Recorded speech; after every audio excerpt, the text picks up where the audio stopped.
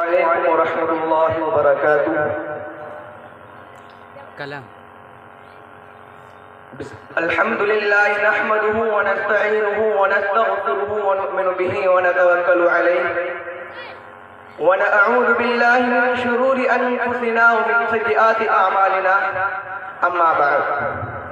قال اللہ عز وجل فاعتصموا بحبل اللہ جميعا ولا تفرقوا، قال رسول اللہ صلی اللہ علیہ وسلم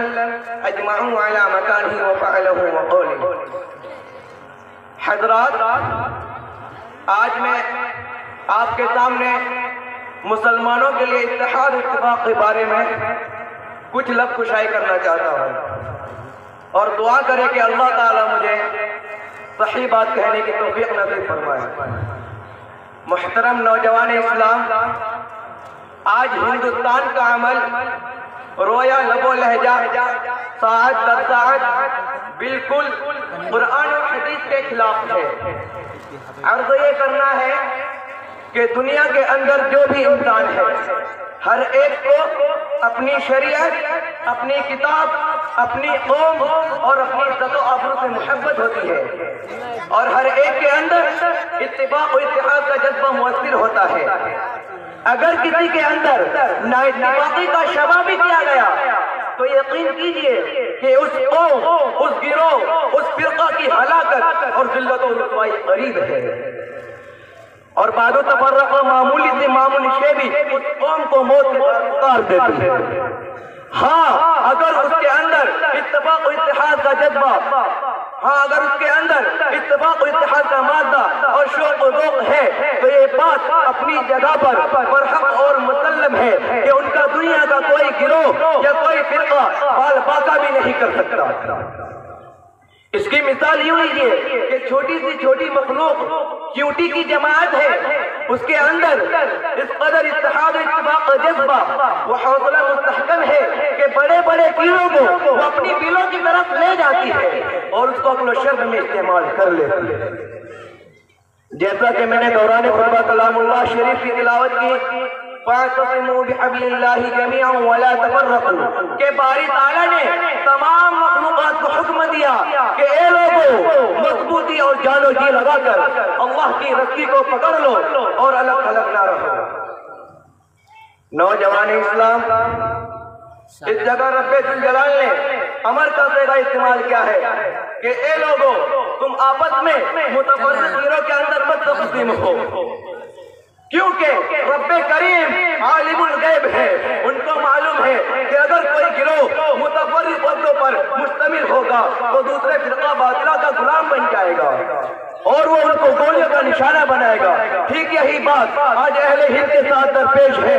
اس لیے اے ہندوستان کے مسلمانوں، آپ ایک پلیٹ فارم پر قدم رکھیں، آپ ایک دائر پر ہاتھ کو جمائیں، آپ یکجا جمع ہو کر ایک عمل کریں تو یقین کیجئے کہ آپ ہی کی کامیابی و کامرانی ہوگی۔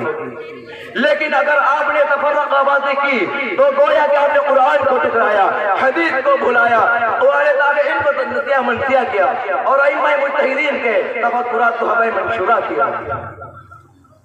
اور ستم بالے ستم یہ کہ حضرت اقجل مجدہ نے امر کا صیغہ استعمال کیا ہے کہ اے لوگو، تم آپس میں متفرق گروہ کے اندر مت تقسیم ہو،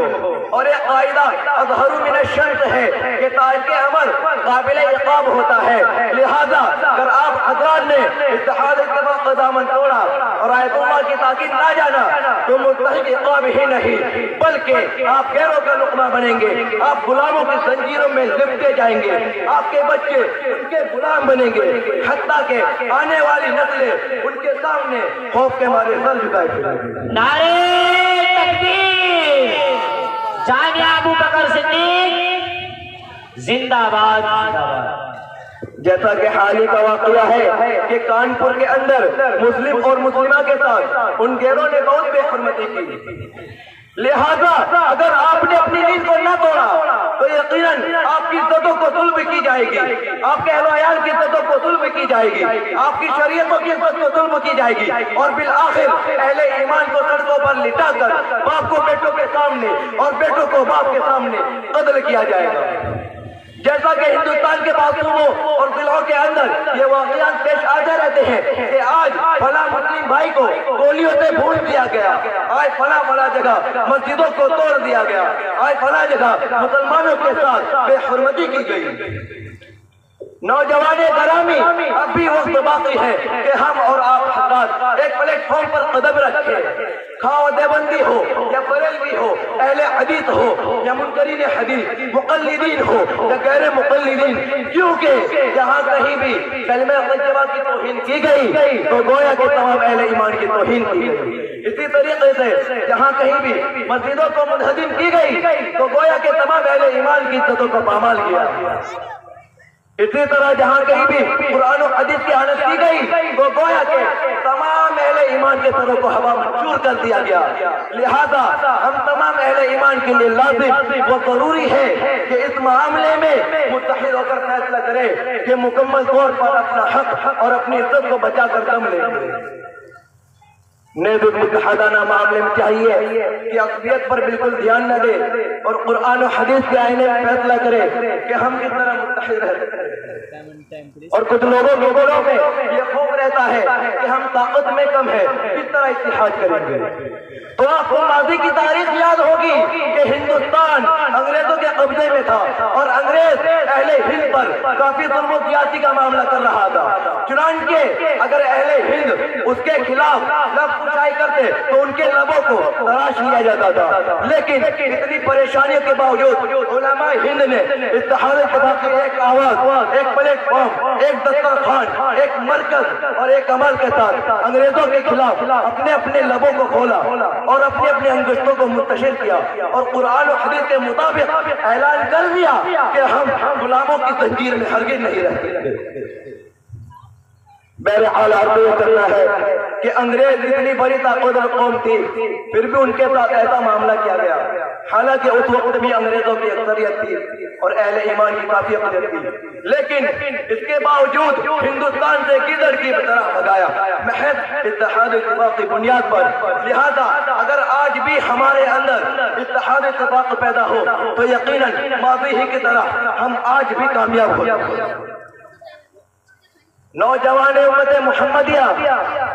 اہل ہند سے عرض یہ ہے کہ آپ عقیدت پر ہرگز دھیان نہ دیں اور جملہ حضرات یکجا جمع ہو کر مستقبل کے سلسلے میں سوچیں اور قرآن مستقبل کے سلسلے میں سوچے اور شیخ الاسلام رحمۃ اللہ جیسی مجاہدانہ شان پیدا کرنے کی کوشش کرے اور کسی اہل باطل کے سامنے جھک کر بات ہرگز نہ کرے، کیونکہ یہ نہ شفیع امت نبی برحق صلی اللہ علیہ وسلم کی شان ہے اور نہ صحابہ اکرام رحمۃ اللہ علیہ و تابعین رضی اللہ عنہ کی، بلکہ ہماری شان ہو تو شیخ الہند رحمۃ اللہ جیسی، ہماری گفتگو ہو تو علامہ کشمیری رحمۃ اللہ جیسی، چال ڈھال ہو تو شیخ تھانوی رحمۃ اللہ جیسی، اور ہمارا عمل ہو شیخ منگیر رحمۃ اللہ علیہ اور شیخ رحمانی رحمۃ اللہ جیسا۔ مختصر بات یہ ہے کہ آپ قرآن حدیث، اجماع و قیاس اور رسول اکرم صلی اللہ علیہ وسلم اور صحابہ اکرام اور تبع تابعین اور اسلاف و اکابر کے قول و فعل پر عمل کریں اور ان حضرات کے قول و فعل میں سے ایک اہم جو اتحاد و اتفاق ہے۔ لہذا اگر ہم اور آپ حضرات نے اتحاد و اتفاق قائم رکھا تو یقین کیجئے کہ ہر جگہ سر بلند رہیں گے، اور اگر معاملہ بروقت ٹھہرا تو ہم اور آپ حضرات کو ہر قدم پر ذلت و رسوائی کا ہاتھ ملنا پڑے گا۔ لہذا ہم تمام حضرات عہد کریں کہ انشاءاللہ اتحاد و اتفاق کی زندگی گزاریں گے۔ انہی چند اشعار کے بعد میں اپنی بات کو ختم کرتا ہوں کہ ایک ہو جائے تو بن سکتے ہیں خورشید و مبین، کہ ایک ہو جائے تو بن سکتے ہیں خورشید و مبین، ورنہ ان بکھرے ہوئے تاروں سے کیا بات کریں۔ وما علینا الا البلاغ۔